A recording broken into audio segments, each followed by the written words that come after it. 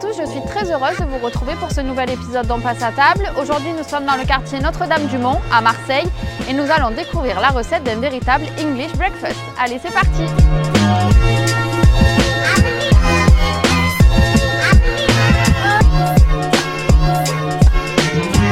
Bonjour Maxime, bonjour Elodie. Bonjour. Comment vous est venue l'idée d'ouvrir ce restaurant? On a vécu pendant 3 ans à Londres ensemble et moi je travaillais dans les hôtels, Maxime dans le restaurant et on passait notre temps dans les restaurants de petit déjeuner qui ouvraient toute la journée et on aimait prendre le petit déjeuner salé le matin avant d'aller au travail et quand on est rentré en France, on a voulu apporter cette option à Marseille. C'était un rêve? Oui, c'était un rêve à tous les deux et c'est vrai que notre rencontre ça a été le déclic pour décider d'ouvrir notre restaurant de rêve ici. On va cuisiner? Allez, c'est parti. De quoi on a besoin pour réaliser la recette? Alors pour faire le classique du petit déjeuner anglais, le Full English Breakfast, il nous faut donc du lard. En l'occurrence, on utilise de la poitrine fumée avec un porc label rouge du Cantal chez le charcutier traiteur qui est juste à côté de chez nous. On utilise aussi les saucisses. Pour les nôtres, ce sera des saucisses avec aussi le même porc label rouge, simplement grillé. Pour les légumes, on utilise uniquement les produits de saison, c'est-à-dire qu'en ce moment, on a remplacé la tomate par le potimarron rôti au four avec de l'huile d'olive et des herbes de Provence. D'accord. Champignons de Paris, simplement poêlés à la plancha, avec herbes et huile d'olive également. Le rosti, c'est ce qu'on appelle en Angleterre le hash brown, donc là c'est oignons rouges, pommes de terre, râpés, réduits, et ensuite on les passe au four dans des moules pour que ça fasse des galettes. Ok, Et au moment de la cuisson, on viendra les réchauffer. d'accord. Combien de temps il faut faire cuire chaque Alors, le potimarron, c'est une demi-heure au four. Les champignons grillés, ça dépend de la taille de vos champignons, effectivement, mais c'est pareil, environ 20 minutes Si on n'a pas la planche à la maison, on peut le faire à la poêle. Aucun problème à la poêle. Il faut juste un four pour les potimarrons. Ok. Et pareil, pour les rostis, il faut, comme je disais, d'abord les passer dans une sauteuse, donc un faitout conviendra très bien, et ensuite au four. Au four, 30-35 minutes. D'accord. Voilà. Alors, la première étape, c'est quoi? La première étape, c'est de récupérer notre tranche de pain au levain. On fait appel au boulanger du quartier, sur lequel je mets un petit peu d'huile d'olive vierge extra. Et je vais le griller un tout petit peu au four pour qu'il soit un petit peu croustillant. Donc Combien mon de temps? four est à 180 pendant 4 minutes. Ok. Ensuite, on va venir cuire l'œuf.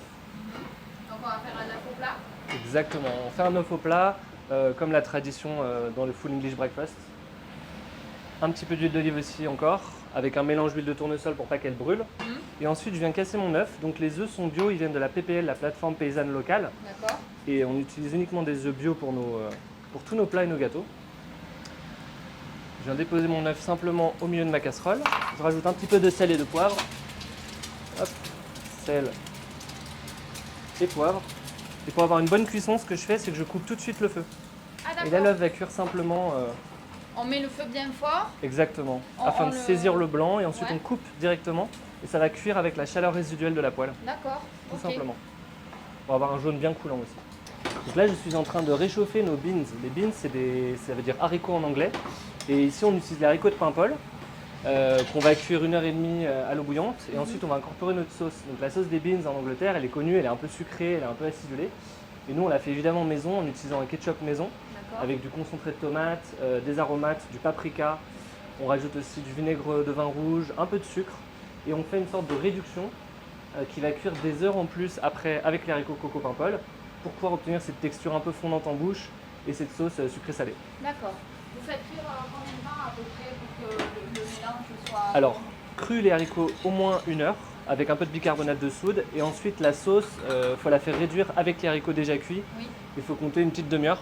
Ok. Ensuite, on garde le tout au bain-marie pour que ce soit en permanence chaud pendant le service. D'accord. Et donc la dernière étape, c'est d'aller cuire les légumes et la viande. Ouais. Le concept de ce plat, qu'on appelle aussi le fry-up, c'est que tout est cuit dans la même poêle pour que le gras des ingrédients cuise en fait les légumes. D'accord. Nous, on va un petit peu séparer pour qu'il y ait aussi une cuisson mieux maîtrisée. Mais à la maison, on peut tout mélanger. Absolument. Et dans la même poêle, il n'y a pas de problème. Donc la poitrine fumée, on la grille sur la partie la plus chaude. Pareil pour les petites saucisses.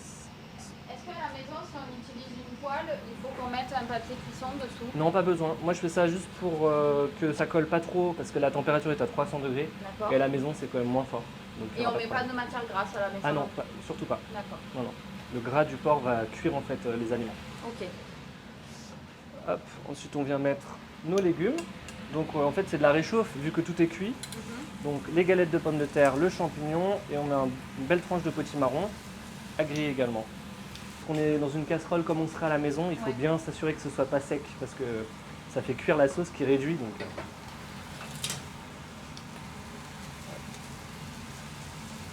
soit bien croustillant.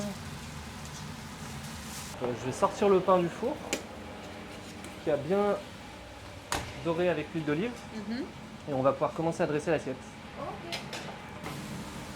On dépose délicatement l'œuf sur le pain. Par-dessus. Exactement. Et ensuite, je viens déposer les ingrédients un par un à côté, joliment, voilà, de façon que ce soit gourmand.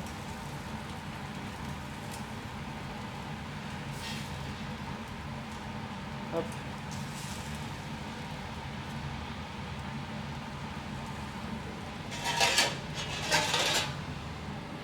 Et on termine par une généreuse cuillerée de beans.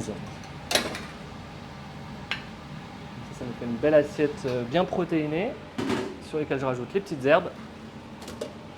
Vous mettez quoi comme herbe?